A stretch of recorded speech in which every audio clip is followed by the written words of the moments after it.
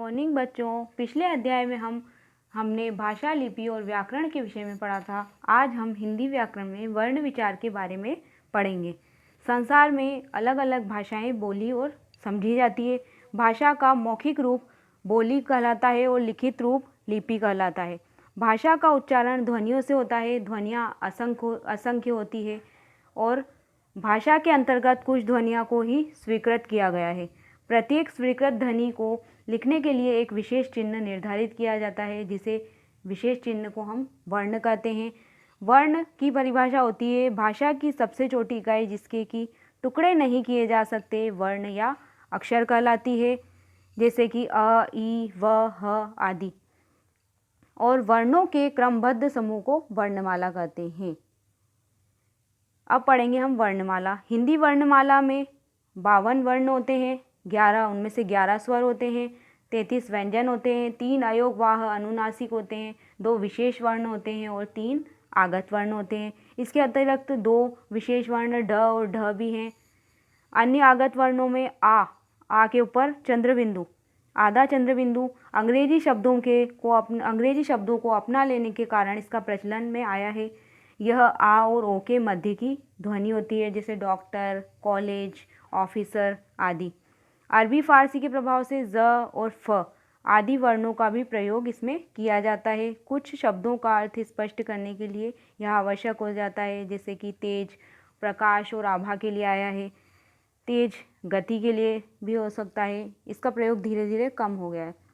यहाँ वर्णमाला दी हुई है अ से ज्ञ तक, उसे आप पढ़कर समझिए। हिंदी वर्णमाला के 2 भेद होते हैं। पहला होता है स्वर और दूसरा व्यंजन। पहले हम पढ़ेंगे स्वर। जिन वर्णों का उच्चारण करते समय मुख से निकलने वाली वायु बिना रुकावट के बाहर आ जाती है उन्हें स्वर कहते हैं। स्वर 11 होते हैं। अ, उ, आ, री, ए, ऐ, ओ, औ। ये अ से लेकर ओ औरत वाले तक स्वर होते हैं, 11 होते हैं, लेकिन इसमें आ को भी सम्मिलित किया गया है, इसलिए यहाँ 12 दर्शाए गए हैं।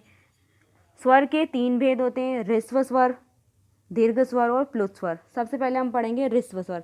ह्रस्व स्वर में जिन स्वरों का उच्चारण करने में सबसे कम समय लगता है उसे ह्रस्व स्वर कहेंगे। ये 4 वर्ण ह्रस्व स्वर कहलाते हैं। अ, ई, उ और री, ये 4 वर्ण ह्रस्व स्वर होते हैं। दीर्घ स्वर जिन स्वरों का उच्चारण करने में ह्रस्व स्वरों से लगभग दुगना समय लगता है उन्हें दीर्घ स्वर कहते हैं। ये 8 होते हैं। आ, ई, उ, ए, ओ, औ और आ। प्लुत स्वर जिन स्वरों का उच्चारण करने में ह्रस्व स्वरों से लगभग 3 गुना समय लगता है उन्हें प्लुत स्वर कहते हैं, जैसे ओम, इसको हम प्लुत स्वर कहेंगे। इसमें ऊपर ओ का उच्चारण पुकारने के लिए किया जा रहा है। स्वरों के मात्रा चिन्ह यहाँ दिए हुए हैं, कौन से स्वर आधे होते हैं और किसे व्यंजन के साथ जोड़ा जाता है, इसे आप पढ़कर समझ सकते हैं। आगे हम वर्ण का दूसरा भेद पढ़ेंगे, व्यंजन। जिन वर्णों का उच्चारण करते समय हवा रुकावट के साथ मुंह से बाहर निकलती है, उनके उच्चारण में स्वरों की सहायता लेनी पड़ती है, उन्हें व्यंजन कहते हैं। व्यंजन के निम्नलिखित प्रकार होते हैं। स्पर्श व्यंजन, दूसरा होता है उत्क्षिप्त व्यंजन, तीसरा अंतःस्थ व्यंजन और चौथा ऊष्म व्यंजन। सबसे पहले पढ़ेंगे हम स्पर्श व्यंजन। जिन व्यंजनों का उच्चारण करते समय वायु, कंठ मतलब होता है गला, तालु, मूर्धा और ओठों का स्पर्श, ओठों को छूती हुई बाहर आती है, उन्हें स्पर्श व्यंजन कहते हैं।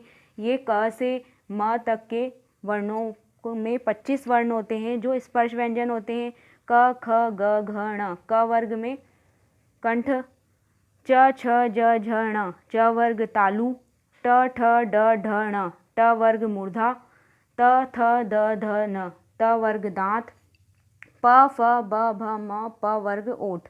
दूसरा हमारा व्यंजन का भेद होता है उत्क्षिप्त व्यंजन। उत्क्षिप्त व्यंजन में का उच्चारण करने में वायु जीभ से टकराकर वापस बाहर आ जाती है, उन्हें उत्क्षिप्त व्यंजन कहते हैं। इनका उच्चारण स्थान मूर्धा होता है। उत्क्षिप्त व्यंजन 2 होते हैं, ड और ढ। अंतःस्थ व्यंजन का तीसरा भेद है अंतःस्थ व्यंजन। इन व्यंजनों का उच्चारण स्वरों और व्यंजनों के बीच का है, मध्य का है, इसलिए इन्हें अंतःस्थ व्यंजन कहते हैं। इनका उच्चारण जीभ, तालु, दांत और ओठों के स्पर्श से होता है। इन्हें अर्धस्वर, आधे स्वर भी कहते हैं। ये हैं य, र, ल, व। ये 4 अंतःस्थ व्यंजन होते हैं। व्यंजन का चौथा भेद होता है ऊष्म व्यंजन।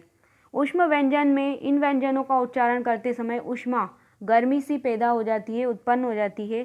ऐसा मुख में वायु के टकराने से होता है। इन्हें ऊष्म व्यंजन कहते हैं। ये 4 ऊष्म व्यंजन होते हैं श, शलजम वाला श, षटकोण, स और ह ऊष्म व्यंजन है। विदेशी शब्दों को अपना लेने के कारण हिंदी में ज और फ वर्ण भी सम्मिलित किए गए हैं। ज को हम पढ़ के देखते हैं। रोज़, इसके उदाहरण दिए हुए हैं। मोज़ा, ज़ेब्रा, ज़ू। फ से साफ, फोटो, सफाई, सफ़र। अन्य ध्वनियाँ और इसके चिन्ह। अयोगवाह, अंगूर, अह और अ ऐसी ध्वनियाँ हैं जो न तो स्वर हैं और न ही व्यंजन। इन्हें अयोगवाह कहते हैं। अयोगवाह का अर्थ होता है जो योग में न हो फिर भी साथ हो, यानी जिन्हें जोड़ा नहीं गया हो फिर भी वो साथ गिने जाएं। अंगूर का अह और अ स्वरों और व्यंजनों में न रहने पर भी इसके साथ गिने जाते हैं। अनुस्वार अंगूर या इसका चिन्ह ऊपर बिंदु के रूप में लगाया जाता है। शब्दों के ऊपर बिंदु के रूप में अनुस्वार लगाया जाता है। इसका उच्चारण नाक से होता है। इसका प्रयोग वर्णों के ऊपर बिंदु के रूप में किया जाता है। हंस, वंश। विसर्ग, इसका चिन्ह ह, इसका उच्चारण ह की तरह होता है। इसे 2 बिंदु के रूप में लगाया जाता है। इसका प्रयोग व्यंजन के बाद किया जाता है। व्यंजन मैंने बताया था क से ह तक होते हैं, उसके बाद इसका प्रयोग किया जाता है। इसका उच्चारण ह की तरह होता है, जैसे प्रातः, अतः आदि। उसके बाद हम अनुनासिक पढ़ेंगे। अ अनार वाले के ऊपर चंद्रबिंदु, यानी इसका चिन्ह चंद्रबिंदु या अनुनासिक कहलाता है।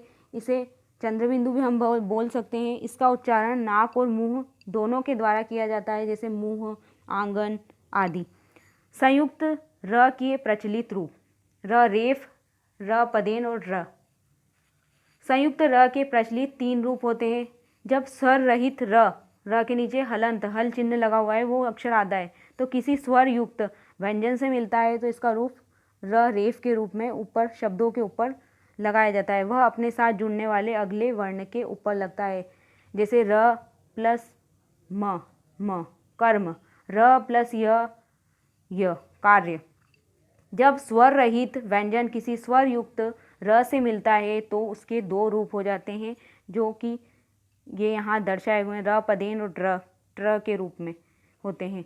वे अपने साथ जुड़ने वाले वर्ण के नीचे लगते हैं। क प्लस र क्र, क्रम। ट प्लस र ट्र, राष्ट्र। हलंत का चिन्ह इस प्रकार का होता है, यहाँ दिखाया हुआ है। इसका प्रयोग व्यंजन के नीचे किया जाता है। जिस व्यंजन में स्वर नहीं मिला होता है वहाँ हलंत लगाकर उसे व्यंजन बनाया जाता है, जैसे अद्भुत, उद्घाटन। आगे हम पढ़ेंगे संयुक्त व्यंजन। संयुक्त व्यंजन ऐसे व्यंजन 2 भिन्न व्यंजनों के जुड़ने से बनते हैं। संयुक्त व्यंजन कहलाते हैं। आपस में मिल जाने से इनका रूप बदल जाता है। क और श दोनों व्यंजन है, लेकिन अलग अलग व्यंजन है, भिन्न व्यंजन है, तो श बन गया क्षमा और कक्षा। त और र, त्र बन गया पत्र और त्रिशूल। द और य, ध्य, विद्या और उद्योग। ज और य, ज्ञान और श्रमिक। श और र मिलाकर श्र बन गया श्रमिक और विश्राम, श्रम। क और त, कत, भक्त, युक्त, युक्ति। द्वित्व व्यंजन, जब कोई व्यंजन अपने समरूप यानी समान रूप वाले व्यंजन से मिलता है तो वहाँ संयोग को द्वित्व के नाम से जाना जाता है। क और क समान व्यंजन है तो आधा क और पूरा क, पक्का, मक्का। ट और ट, लट्टू, मिट्टी। ल और ल, लल्लू, पल्लवी। च और च, बच्चा, सच्चा। आगे देखिए प और प, चप्पल, थप्पड़। ज और ज, सज्जा और लज्जा। संयोग 2 व्यंजनों के मिलने पर जहाँ द्वित्व नहीं होता वहाँ संयोग हो जाता है। क और ख, क, मक्खी, मक्खन। ट और ठ, लट्ठ और मट्ठा। च और छ, लच्छा और अच्छाई। त और थ, कत्था और मत्था।